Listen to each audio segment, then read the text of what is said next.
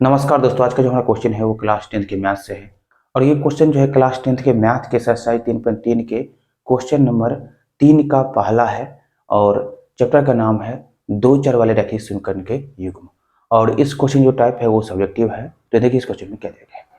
तो question number 3 के अनुसार जो है बोला गया है कि यहाँ पर जो समस्या दिया गया है उसको जो है पहले रैखिक समीकरण के युग्म में बदलना है और उसके बाद जो है उस रैखिक समीकरण युग्म को जो है प्रतिस्थापन विधि से हल करना। तो चलिए जो समस्या दिया गया है उसको पहले पढ़ते हैं। ये देखिए, दो संख्याओं का अंतर 26 है, मतलब दो संख्या है, उनका जो है अंतर कितना है तो 26 है।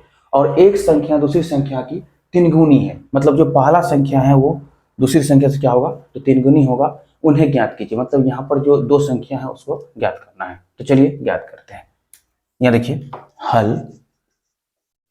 सबसे पहले मान लेते हैं कि पहली संख्या क्या है और दूसरी संख्या क्या है। तो देखिए, माना कि पहली संख्या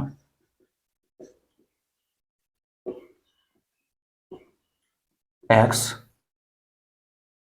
तथा दूसरी संख्या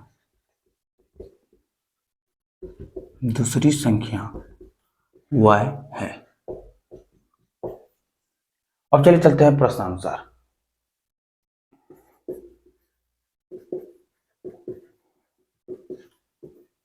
प्रश्नानुसार जो है दो संख्याओं का अंतर कितना है तो 26 है। टेबल लिख लेते हैं। प्रश्नानुसार दो संख्याओं का अंतर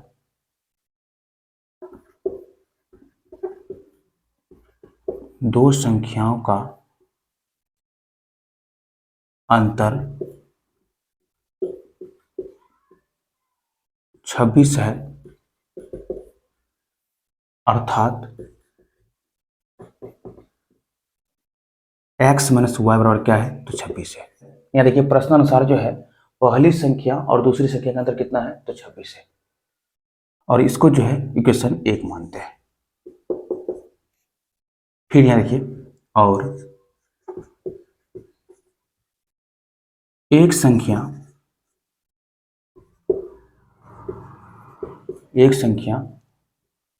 दूसरी संख्या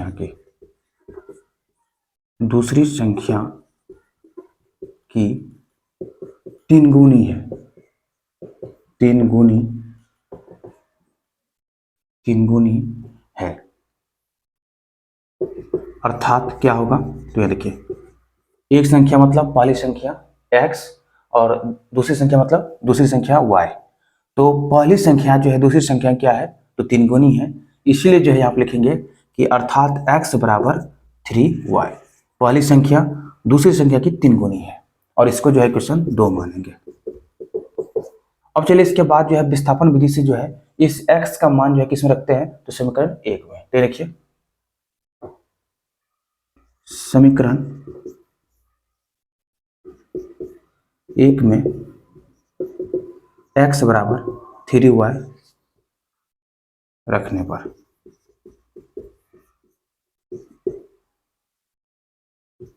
यानी क्या होगा, x का क्या रखेंगे तो 3y, तो 3y माइनस वाई बराबर क्या होगा तो 26।